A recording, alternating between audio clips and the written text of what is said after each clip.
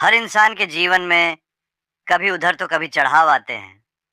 उसी तरह धनीराम सेठ जी किसी जमाने में बहुत अमीर हुआ करते थे और उन्होंने खूब दान धर्म और पुण्य भी किया था। लेकिन समय पलटा और वह धीरे धीरे अपना धन खोता गया। अंत में वह इस हालत में पहुंच गया कि लोग उसे गरीब धनीराम सेठ के नाम से जानने लगे। लेकिन कहते हैं ना कि अच्छे कर्मों का फल देर सवेर ही सही मिलता जरूर है। ऐसा ही कुछ इस गरीब धनीराम सेठ के साथ भी होने वाला था। जिस गांव में यह सेठ रहता था, वहां एक बार राजा के लोगों ने ऐलान किया कि जिन्होंने भी अच्छे काम किए हैं वे अपने अच्छे काम गिनवा कर राजा से इनाम ले सकते हैं। इस ऐलान को सेठ की पत्नी ने सुन लिया। सेठ की पत्नी बहुत खुश हो गई क्योंकि वह जानती थी कि अपने अच्छे दिनों में सेठ ने अनगिनत पुण्य के काम किए। पत्नी ने सेठ को यह बात बताई तो सेठ भी खुश हो गया और बोला, अगर ऐसा है तो फिर हमें बहुत बड़ा इनाम मिलना चाहिए, क्योंकि हमारे अच्छे कामों की सूची बहुत बड़ी है। अगले दिन सेठ सुबह सुबह 4 रोटियां बांधकर राजा के महल की ओर चल पड़ा। सेठ के घर से राजा का महल काफी दूर था और सफर लंबा था। आधे रास्ते में पहुंचने के बाद सेठ काफी थक गया। सेठ एक पेड़ की छांव के नीचे बैठकर आराम करने लगा और अपने साथ लाई रोटियों को खाने की सोचने लगा। सेठ खाने की सोच ही रहा था कि तभी वहां एक गाय और उसके 2 बछड़े आए। सेठ के हाथों में रोटियां देखकर गाय और उसके बछड़े उसके सामने आकर खड़े हो गए और उनके हाव भाव से सेठ ने समझ लिया कि वे भूखे हैं और सेठ से खाना मांग रहे हैं। अपने अच्छे दिनों में सेठ के पास काफी गायें थीं, इसलिए गायों का व्यवहार सेठ अच्छे से जानता था।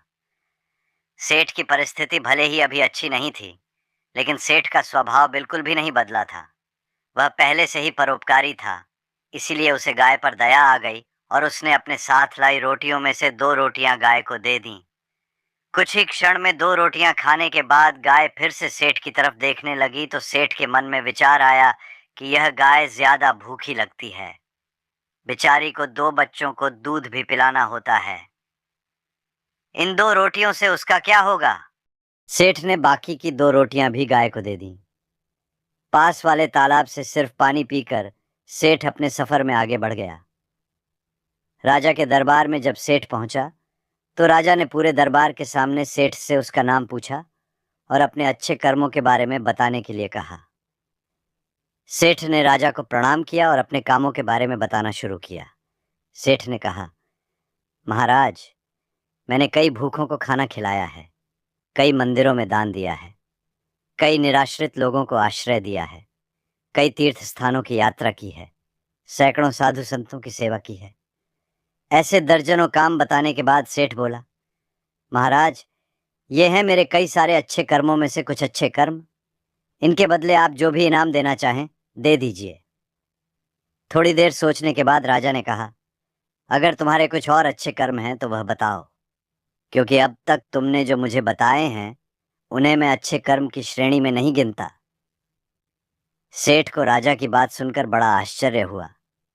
सेठ ने राजा को हाथ जोड़कर कहा, अगर आपको मेरे बताए ये कर्म अच्छे कर्म नहीं लगते या पुण्य कर्म नहीं लगते तो मेरा बाकी के कर्मों का उल्लेख करना फिजूल होगा।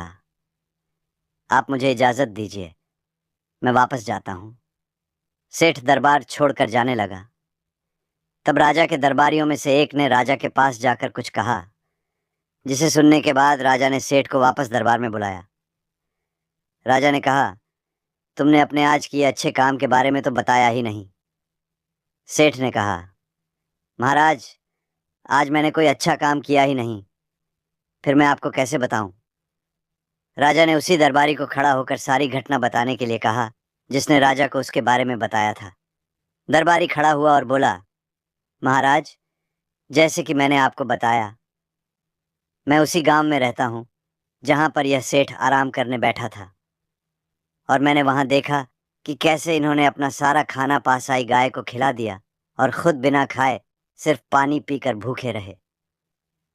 सेठ को पता चला कि राजा किस बारे में बात कर रहा था, तो सेठ ने राजा से कहा, किसी जानवर को खाना खिलाना कौन सा पुण्य का काम है, और इस बात को तो मैंने कब का भुला दिया था। राजा ने सेठ से कहा, मेरे महान गुरु जी के बताए अनुसार मैं भी उन्हीं कामों को पुण्य कर्म मानता हूँ जिन्हें करते समय सच में निस्वार्थ भाव से किया जाए।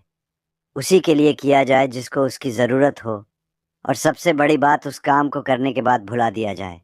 यही कारण है कि आज तुमने जो काम किया वह तुम्हारे किए गए आज तक के सभी कामों में सबसे उत्तम और सर्वश्रेष्ठ था, जिसके लिए तुम सच में इनाम के हकदार हो। राजा ने सेठ को बहुत बड़ा इनाम दिया, जिसे पाकर सेठ की आर्थिक परिस्थिति फिर से पहले जैसी हो गई, और सेठ और सेठानी ने अब अपना पूरा जीवन निस्वार्थ भाव से अच्छे कर्म करने में लगा दिया। कहते हैं कि दान, धर्म और अच्छे कर्म एक हाथ से करो तो दूसरे हाथ को पता नहीं चलना चाहिए, लेकिन आजकल कुछ विपरीत ही होता है। आजकल लोग सिर्फ दिखावे के लिए दूसरों की मदद करते हैं।